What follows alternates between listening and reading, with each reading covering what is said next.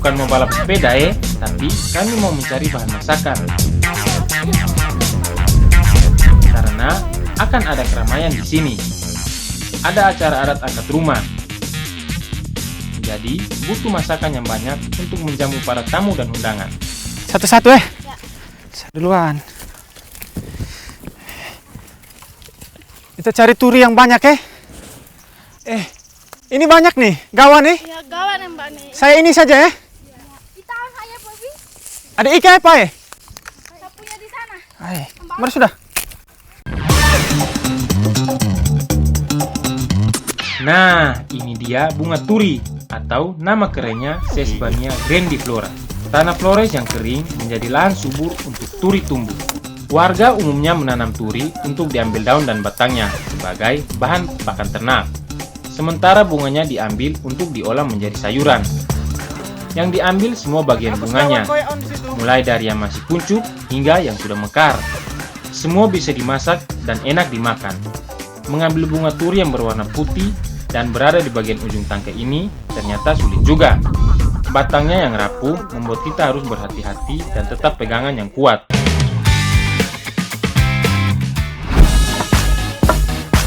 Sekarang kita lanjut lagi untuk menyiapkan makanan untuk proses pindah rumah. Ini semua bahan kue lekun, kue yang selalu hadir saat perayaan dalam berbagai acara hajatan kami orang merek. Bahannya pun mudah dan murah meriah, tapi soal rasa tentu saja istimewa kawan. Ini taruh sedikit-sedikit atau banyak boleh Mama? Oh, ketik hapo Oke. Baik. Bahan utamanya ini adalah tepung beras yang saya tumbuk. Yang digunakan biasanya beras merah atau beras hitam, bukan beras biasa yang berwarna putih, agar kue lekun memiliki warna khas tanpa harus ditambah pewarna lainnya. Ternyata susah juga mendapatkan tepung secara manual seperti ini. Tapi kata para mama, rasa kue lekun akan semakin enak jika tepung dibuat sendiri, bukan yang buatan pabrik. Pantas saja enak, ternyata perjuangannya sulit juga Selama ini saya cuma tahu makan sekarang baru tahu rasa. Hehehe. Bahan tambahan untuk kue lekun cukup sederhana. Hanya kelapa parut yang dijadikan penambah rasa gurih, sekaligus agar tekstur kue lebih padat. Kelapa yang digunakan adalah kelapa yang tidak terlalu tua ataupun muda. Jadi tidak terlalu kasar dan rasanya juga masih ada manis-manis gitu. Hehehe. Nah, yang tidak boleh lupa tentu saja bunga turi. Mama Lince kasih bersih dulu toh. Yang digunakan itu bagian kelopak bunganya saja, karena rasanya masih manis dan tidak terlalu keras. Pasto dari campuran kue lekun. Kue lekun dibuat dengan mencampur semua adonan menjadi satu dan diaduk rata. Pertama, kita campur gula dan kelapa parut sampai rata. Baru kemudian tambahkan tepung ketan yang sudah ditumbuk halus tadi. Jangan lupa bunga turinya. Ini bunga turi memang biasa hanya dimasak sebagai sayur. Tapi ternyata bunga turi juga bisa ditambahkan pada campuran kue tradisional seperti kue lekun ini. Dengan bahan sederhana ini dijamin rasanya akan istimewa. Tidak hanya simpel rasanya, tapi juga dijamin sehat.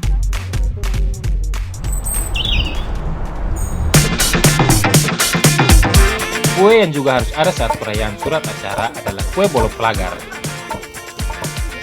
Kue ini wajib ada terutama saat pernikahan.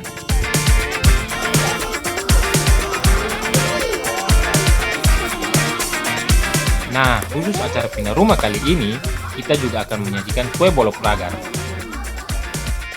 Bahannya juga mudah saja. Oh iya, biasanya kue ini berwarna-warni. Kue yang bermakna sukacita dan kegembiraan ini tentu saja membutuhkan ragam warna yang ceria biar suasana makin meriah. Kalau kue lekun tadi dibuat dari tepung beras, maka kue bolok pelagar ini pakai tepung ketan putih. Untuk dibuat adonan, tepung ketan yang sudah halus ini dimasak dengan air mendidih.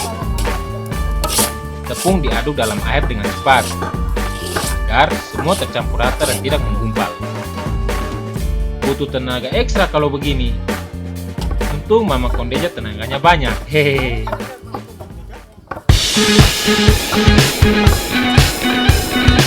Adonan tepung yang sudah dimasak segera diadon dan diaduk kembali dengan minyak biar tidak lengket.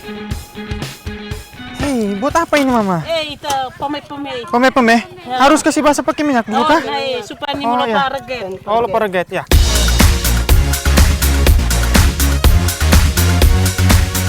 Nah, kalau adonan sudah menyatu seperti ini, berarti sudah siap untuk dibentuk. Tapi sebelumnya kita bagi 3 dulu adonannya, biar bisa dikasih warna yang berbeda.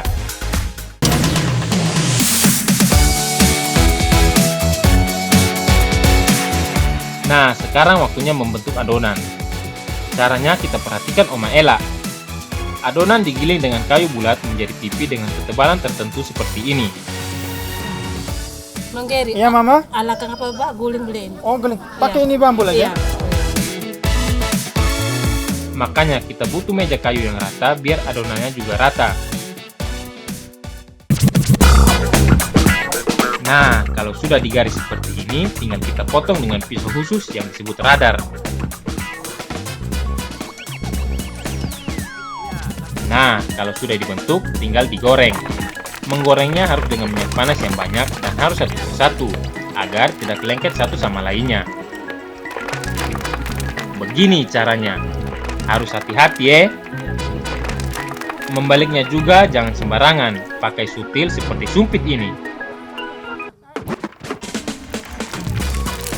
Ngeri-ngeri sedap juga ya membuat kue bolo pelagar ini.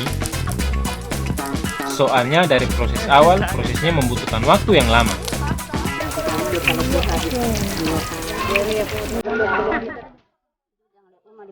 Umumnya kue lekun dimasak dalam bambu dan dibakar, mirip seperti lemang. Tapi kali ini, kami akan memasak kue lekun di atas kuali tanah. Satu adonan dipipikan dalam daun pisang, kemudian dibakar di atas kuali tanah.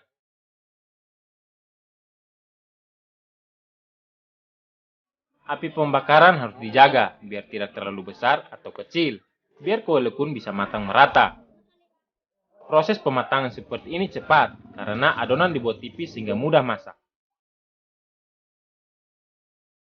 Kalau begini dijamin acara angkat rumah jadi semakin seru, karena kami punya banyak makanan yang akan disajikan.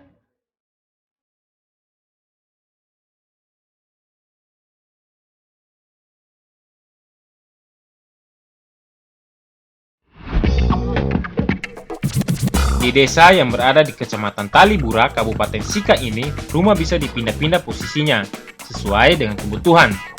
Jika pemilik rumah ingin memindahkan posisi rumahnya, maka bisa dipindahkan tanpa perlu dibongkar.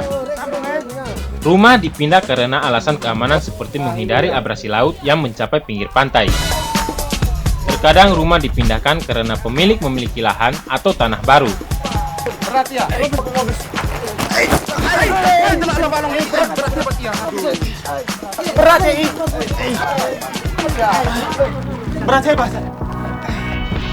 Sebelum rumah diangkat, maka isi rumah harus dikeluarkan terlebih dahulu. Biar barang tidak rusak toh karena proses pengangkatan rumah, dan rumah jadi lebih ringan saat diangkat. Lumayan toh, hitung-hitung bisa menghemat tenaga.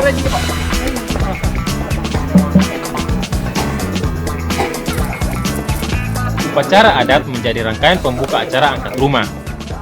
Doa dipanjatkan semoga proses angkat rumah berjalan lancar dan lokasi rumah baru bisa menjadi tempat yang penuh berkah bagi sang pemilik.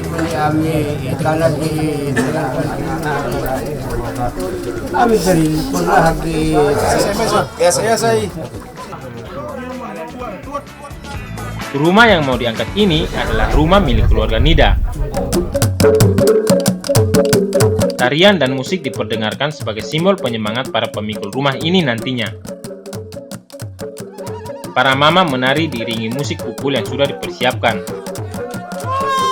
Proses angkat rumah akan dipimpin oleh seorang ketua yang menjadi pemberi aba-aba alias pemimpin acara.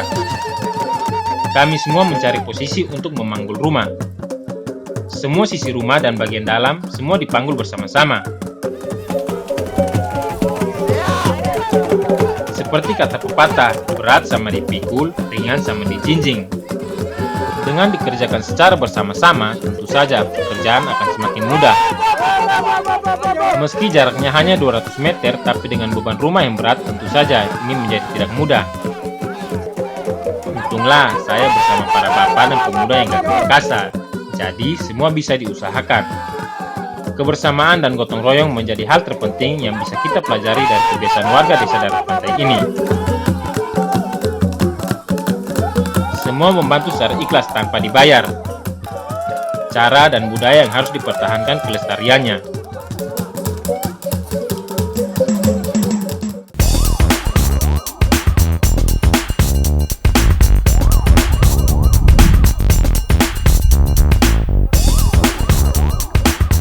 Sebagai pelengkap, kami masih butuh bahan masakan lain untuk menjadi jamuan masakan angkat rumah nanti. Desa Darat Pantai terletak di pesisir Kabupaten Sika, berjarak sekitar 40 km dari kota Maumere. Desa ini merupakan salah satu kawasan pemukiman para nelayan. Kami mau cari ikan dengan menggunakan pukat. Kata Mama, begini caranya mengemas pukat. Jaring dilepas secara melingkar untuk menjebak ikan.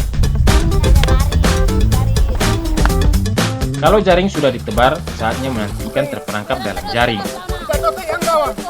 Biar makin cepat, kita bantu menggiring ikan agar cepat terjaring dengan cara berenang sambil memukul-mukul air. Nong Gary, coba. Iya, Mama. Ya foto-foto pukat ngai. Nurangi ani ambai. Kita tarik sudah ke Mama di Sorry teh. Orang ini sekata lahin ila bolo. Iya. Ya siap no. Kalau sudah digiring, sekarang saatnya mengumpulkan hasil pukat kita.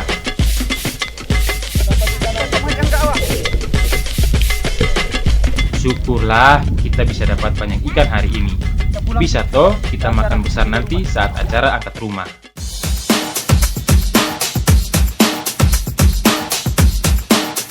Semua bahan masakan sudah lengkap. Tapi tetap harus ada bumbu toh, biar rasa lawarnya makin sedap dan makin enak di lidah. Kalau lawar itu masakan kering, maka sebagai pelengkap kita kasih masakan berkuah. Komplit toh. Makanan kering dan berisi sayuran didapat dari lawar. Kalau lauk berkuah dari magewair. Iya, masakan selanjutnya itu kita kasih nama kuah asam. Bahannya ikan yang kami dapat dari memukat. Ikan karang harus dikasih bersih dulu dan dipotong. Ukurannya kasih pas-pas biar semua dapat jatah toh. Sementara bumbunya karena nanti mau dimasak dalam kuah asam, cukup diiris-iris saja. Tapi kalau mau dikasih halus tidak apa-apa. Oh iya, nama masakannya kan kuah asam. Jadi bumbu utamanya yaitu buah asam atau biasa kami sebut magewair. Buah asam atau nama kerennya Tamarindus indica ini dikasih hancur dalam air biar dapat sari asamnya. Karena masak kuah asam banyak, ya kita harus kasih asamnya juga banyak. Urusan masak kuah asam alias magewair cukup mudah ternyata. Semua bumbu yang sudah dihaluskan tinggal dikasih masuk dalam air yang sudah mendidih. Mama, ini bumbu-bumbu kalau sudah masuk semua nih, nanti bagaimana lagi setelah itu? Tunggu dia mendidih dulu, berkas masuk ikannya lagi. Kalau lihat tahu deh bumbu sudah masak bagaimana, Mama? Sampai airnya mendidih. Tapi saya aduk-aduk terus Iya, boleh? aduk. Saya aduk-aduk ya. Selanjutnya, bumbu direbus juga. Baru lanjut potong ikan karang yang sudah dibersihkan.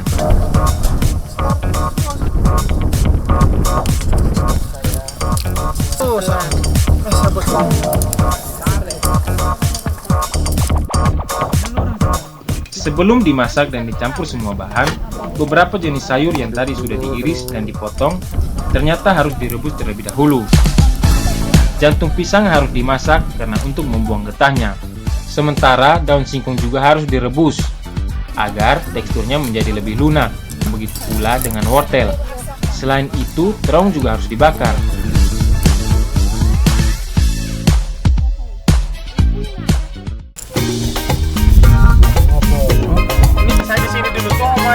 Kalau semua bahan sudah siap, sekarang lawar siap dicampur semuanya jadi satu. Semua sayur yang sudah direbus, yang sudah dibakar, dan yang sudah dipotong tinggal diaduk menjadi satu dengan bumbu halus. Wih, sedap kalau begini. Aroma bumbu dan sayuran bercampur jadi satu. Tapi sapu tangan bisa panas juga kalau mengaduk bahan sebanyak ini. Nah, ini dia bagian dari keunikan lawar kami dari Desa Darat Pantai Kabupaten Sika kali ini. Ini jangan lupa. Semua bahan lawar yang sudah tercampur rata akan dimasak kembali di dalam batang pisang yang bagian tengahnya sudah dilubangi. Pembakaran ini akan mengurangi kandungan air dari sisa perebusan dan pencucian sayuran. Selain itu, aroma dari batang pisang juga bisa menambah harum lawar jadi lebih menggugah selera toh. Butuh waktu sekitar setengah jam. Lawar dalam batang pisang sudah pas untuk dinikmati. Jika pelepah pisang sudah layu, maka lawar sudah siap untuk disajikan dan dinikmati.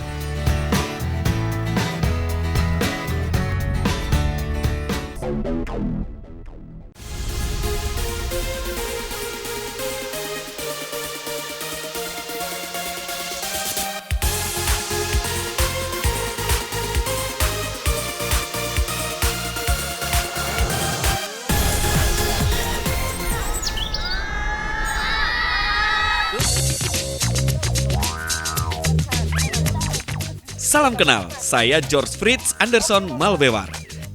Kalau orang Flores pasti kenal dengan ubi khas Kabupaten Ende ini. Ubi nuobosi ini merupakan julukan untuk tanaman dengan nama latin Manihot esculenta yang tumbuh di sekitar Nuobosi. Oh begini Mame. Oh terus? Oke Mah. 1, 2, 3. Wih. Wih hebat. Tambah lagi. Wih hebat. Kata Mama Jeton, ubi dipanen kalau ubi sudah berumur 8 bulan. Tapi untuk mendapatkan ubi dengan rasa dan tekstur terbaik atau kualitas nomor 1, sebaiknya dipanen saat berusia 1 tahun. Wah, lama juga ya Mama. Nah, sekarang saya sudah bersama Mama Jeton dan Nona Meti serta kawan-kawan akan membuat masakan yang akan disajikan pada acara gunting rambut nanti. Asik. 2 jenis makanan yang kami buat ini namanya kue paha ayam dan kue kacamata. Namanya saja lucu. Jadi kalau soal rasa, pasti enak. Bahan utamanya tentu saja ubi kayu nuobosi yang sudah diambil.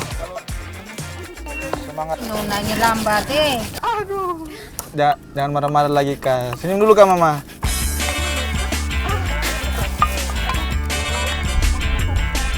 Kue pertama yaitu kue paha ayam dibuat dengan tambahan bumbu halus. Kita pakai rempah seperti bawang, cabai, dan lainnya. Karena akan dibuat banyak kue, maka dibutuhkan pula bumbu yang banyak biar makin sedap tuh. Satu lagi yang akan kami masak, yaitu kue kacamata. Namanya juga seunik paha ayam tadi toh. Daun pandan yang ditumbuk Mama Yuli ini akan dijadikan bahan pewarna alami untuk kue kacamata. Bahan utamanya juga tetap sama, yaitu ubi nuobosi yang sudah diparut. Biar tambah gurih, juga berguna sebagai pencampur bahan, kita pakai santan kelapa. Kata Mama Eus, untuk membuat kue kacamata, pakai kelapa yang tidak terlalu tua ataupun terlalu muda. Karena santan yang dihasilkan belum mengandung banyak minyak seperti kelapa yang sudah tua. Satu lagi nih, ternyata kue kacamata akan memiliki isian berupa pisang kepok rebus. Ternyata bahannya banyak juga ya. Selain pisang kepok, juga bisa menggunakan pisang jenis lainnya. Dengan syarat teksturnya agak keras biar tidak hancur pas dicampur ubi. Sekarang kita lanjut bikin adonan kue paha ayam. Tapi sebelumnya hasil singkong parutan kita peras terlebih dahulu untuk membuang airnya. Makanya biar enak kita peras saja ubi parutannya toh. Hasil perasan ubi dibagi 2. 1 untuk paha ayam dan sisanya untuk kue kacamata. Dibagi sama rata, jadinya bisa dapat 2 jenis makanan yang sama banyaknya. Campur nih. Adonan paha ayam berupa campuran bumbu halus dengan ubi parut. Pedis ini. Mai.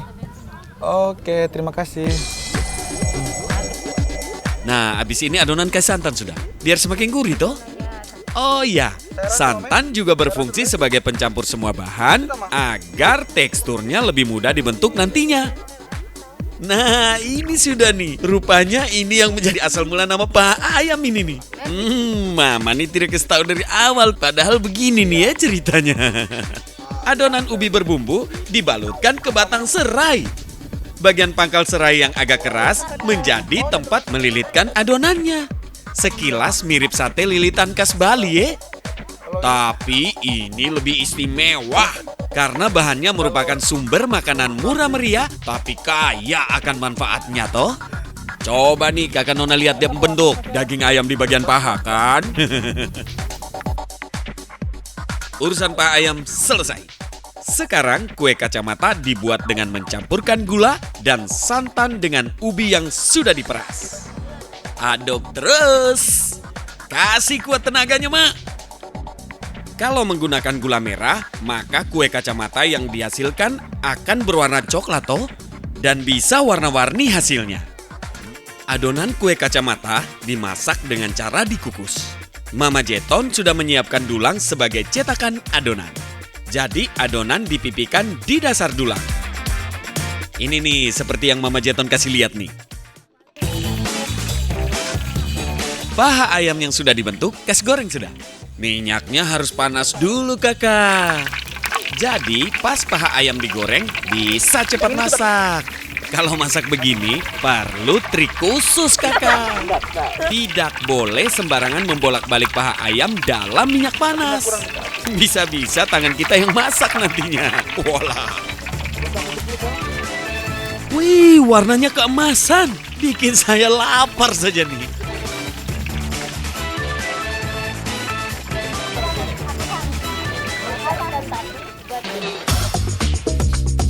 Adonan kue kacamata dikukus dalam dandang yang sudah mendidih selama 15 menit. Mengkukusnya harus satu persatu, tidak bisa berbarengan karena uap air dari dulang yang ditumpuk bisa merusak adonan.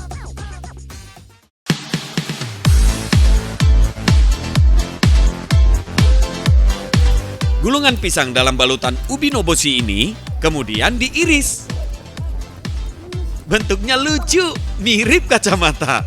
Warnanya pun gagah ya Mama.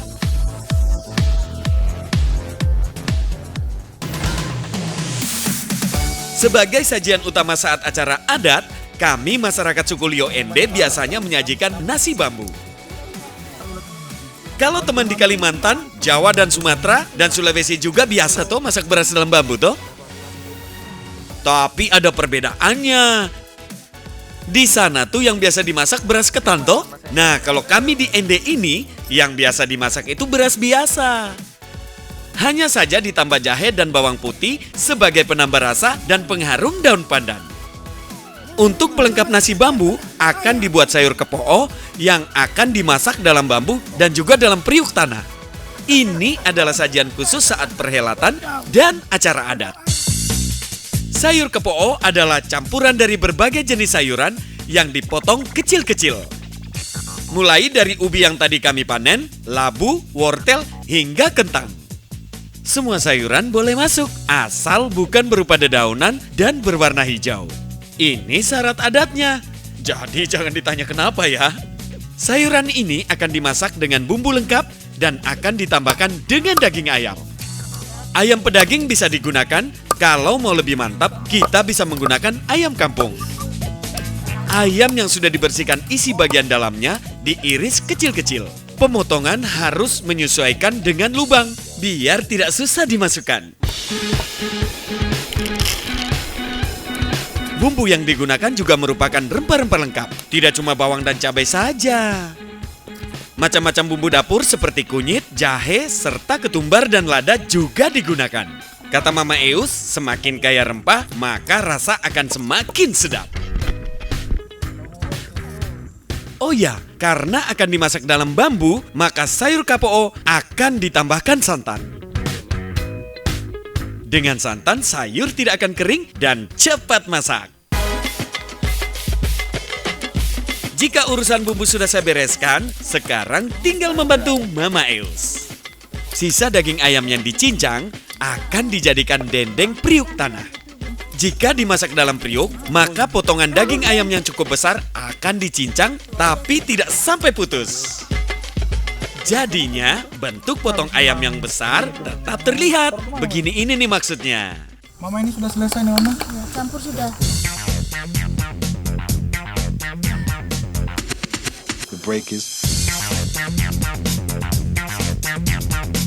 Aduk-aduk terus, biar bumbu meresap ke dalam daging ayam dan sayuran.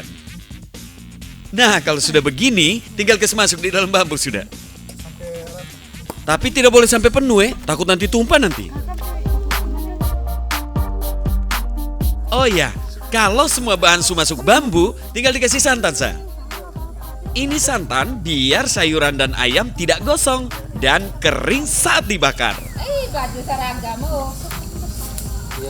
Ini jangan digoyang, Mama. Biar dia meresap saja.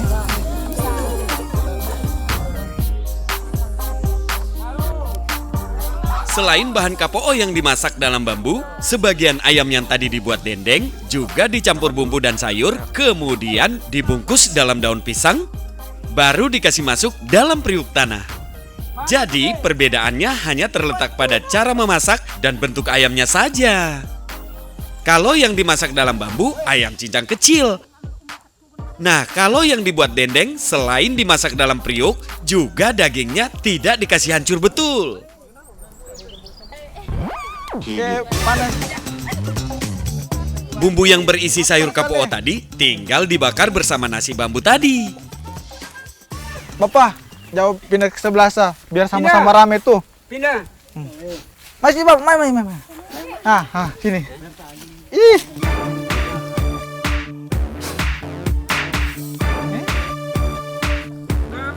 Nah, kalau dendeng kapoo dalam periuk tanah juga harus kita bakar di atas tungku, apinya jangan terlalu besar, sedang-sedang saja. Yang penting bisa masak semua. Kalau sudah begini teh, kita semua tenang dan senang toh? Soalnya semua jamuan perhelatan gunting rambut bisa dipastikan aman.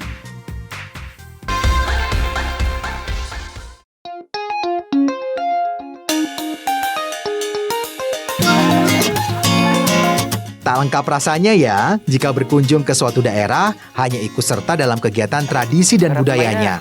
Makanya, aku juga mau ikut sama keluarga Mama Mei untuk mengolah daging yang dibagikan kemarin menjadi santapan khas yang biasa dikonsumsi.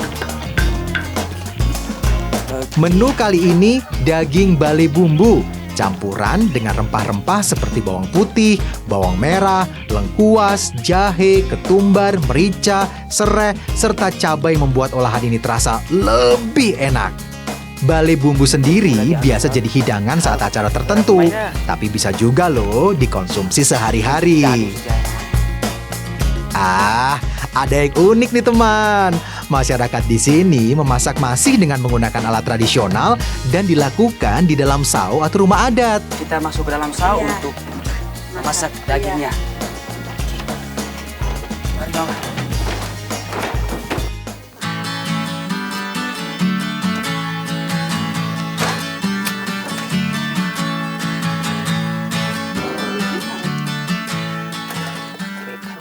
Katanya, asap yang ditimbulkan di dalam sao supaya terkena atap alang-alang. Karena menurut kepercayaan, asap bisa membuat alang-alang lebih kuat beserta kayu rumah sao ini.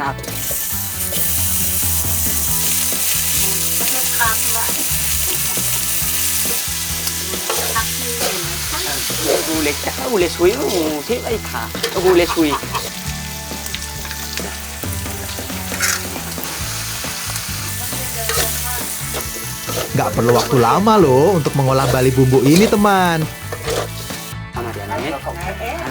Kalau